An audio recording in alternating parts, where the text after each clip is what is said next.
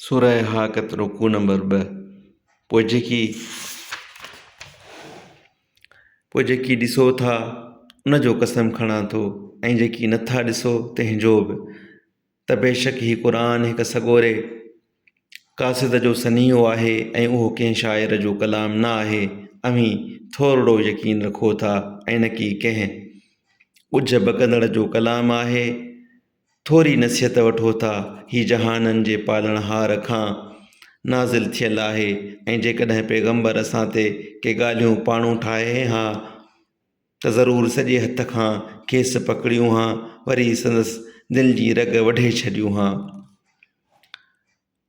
पोइ अव्हां मां को हिकिड़ो असांजे अज़ाब खे खांइसि झलण वारो न आहे।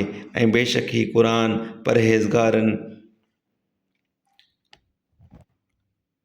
परहेज़गारनि लाइ नसीहत आहे।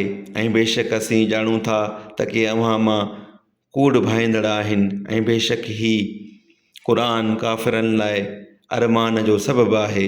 ऐं बेशक ही क़ुरान पूरो सचो आहे। तंहिं करे तूं पंहिंजे वॾे पालणहार जी नाले खे पाकाईअ सां यादि कर। फसब्बिह बिस्मि रब्बिकल अज़ीम।